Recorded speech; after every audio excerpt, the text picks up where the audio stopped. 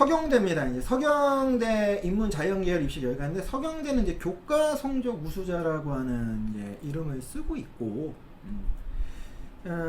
이 어떻게 보면 추천 전형이라 부르기도 조금 애매한 건 있어요. 하지만 최저가 없는 이제 네. 교과 전형이다 보니까 이제 그 부분에서 우리가 이제 좀 바라보자라고 생각을 하고, 22 입결 기준 했을 때 2.14였어요. 엄청나게 높은 내신 성적 보여주죠. 그냥 네. 딱 봐도. 그런데 작년 평균이 3.29예요. 와, 왜 이래? 1.1등급 정도가 오히려 얘는 내려갔습니다. 그러면 왜 얘가 이렇게 내려갔을까? 우리가 이제 이거를 봐야 되잖아요. 네. 이거를 봐야 되는 핵심이 뭐냐? 자, 22 재작년 때는 이 교과 성적 우수자 전형에 최저가 없었어요. 아. 그런데 예. 작년에 한번 최저가 있었어. 작년에 심지어 2합 6을 걸었다가 올해 학교가 학습을 한 거야. 안 되겠다. 이건 아니다. 이건 아니다. 이거 아니다. 그래서 폐지해버렸어. 오케이. 그러니까 이거를 잘 봐야 돼. 이거 숫자만 보면 큰일 나. 아. 숫자 보면 욕한단 말이야, 사람들이. 그러니까 원래는 최저가 없어서 굉장히 높은 내신을 유지하다가 작년에 수능 최저를 2합 6을 걸어서 3등급 때는 깔렸다가 올해 폐지해버렸어요. 그러면 실제로는 우리가 어떤 입결로 얘를 바라봐야 되냐? 재작년 입결을 기준으로 해서 바라보는 게 굉장히 중요하다. 요게 이제 핵심입니다. 네. 여기에 국수영 한사, 국수영 한과잖아요. 네. 그러니까 한국사가 공통으로 껴있는 게 특히 자연계열 입장에서 굉장히 변수일 수밖에 없는 게, 자, 22 입결 평균했을 때 2.41이었어요. 그러니까 동일 조건 선상에서 인문계하고 자연계를 우리가 기준으로 해서 해보면 그렇죠. 자연계 내신이 눈꼽만치라 높아요. 그러네. 그런데 여기 왜 불구하고 이래? 자연계 내신이 0.3 정도 차이가 난다. 그 얘기는 여기를 쓰는 집단들 기준 했을 때 국수, 영과학, 그러면 예를 들면 수학하고 과학 이외의 나머지 과목에서는 분명히 뭔가 빵꾸가 나 있는 애들입니다.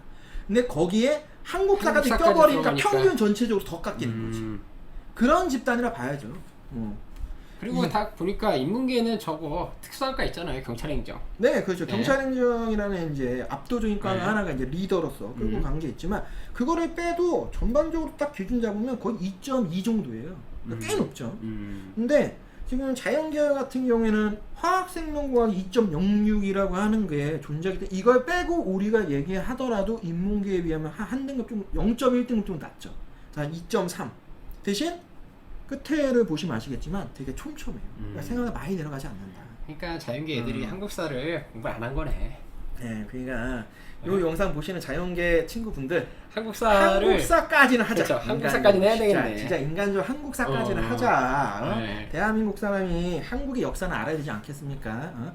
뉴진스의 역사가 중요한 게 아니야. 한국사의 역사가 중요한 거지. 그 정도는 우리가 공부하자.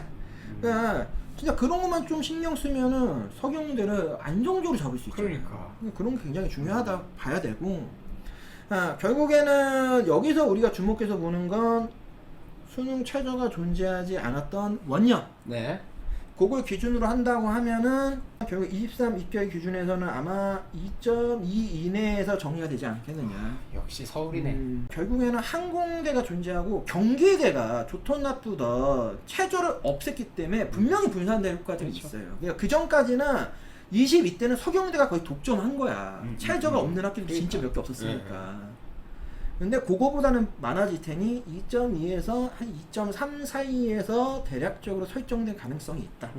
그리고 특히 요 아동 청소년 학과 같은 경우, 그리고 글로벌 비즈니스 어학부 같은 경우에는 요거보다 낮아질 가능성도 있다. 이 정도로 좀 판단하시면 좋을 것 같고, 자연계열은 저는 그냥 현재보다 분명히 좀 떨어질 거다. 얘기지만 분산될 만한 학과들이 많아요. 학교들도 꽤 많고. 여기서는 요 화공을 뺀 나머지 학과들 중에서 실질적으로 물류 시스템, 도시공학, 통로 건축 같은 경우에는 지금 보시는 결과값보다 더 떨어질 가능성도 있어요. 요 모집 단위들이 아직까지도 그렇게까지 주목도가 높은 모집 단위들은 아니기 때문에, 그래서 여기 값은 좀 떨어지고 요 정도는 현상 유지를 하고, 생명공학도 요 정도 아니면 요보다 조금 떨어질 가능성이 있지 않겠나. 2.1까지는 그 정도로 해서 좀 바라보고 있어서 다른 학교들은 제가 전체 값이 다 올라간다고 보고 있는데 서경대는 좀 변수 많고 물론 제가 이제 이렇게 해석을 했으니까 요 해석 내용을 보시고 만약에 참고서도 지원한다면 이제 제 예상이 맞겠지만 내용을 안 보는 친구들은 대다수 요 입결만 볼 거란 말이에요. 아, 그렇죠. 그렇기 때문에 이게 함정 카드야. 그래서 아마 3등급대에서 어마어마하게 쓰겠는데. 어마어마하게 쓸 겁니다. 그럼 자 여기서 딱 한 말씀만 드리면은 만약에 올해 이 영상을 보셨는데 다른 데서 컨설팅을 받았다. 그런데 서경대 얘기를 했다. 3등급이. 그런데 교과 성적 우수자 전형을 3등급이 쓰라고 했다. 예, 더 이상은 말씀드리지 않겠습니다. 예, 더 이상 말씀드리지 사기꾼이죠 뭐. 말씀드리지 않겠습니다. 네. 분명히 그분은 좀 문제가 있다. 저는 그렇게 생각을 합니다. 그냥 그분도 그냥 아무것도 없이 그냥 컨설팅을 한다는 이유로 그냥 2023 입결만 보고 얘기한 거겠죠. 그러니까 요런 학교들은 진짜 정확하게 최소 2개년에서 3개년 동안의 이 교과 변동 과정을 꼭 보셔야 돼요. 안 보면 큰일 난다.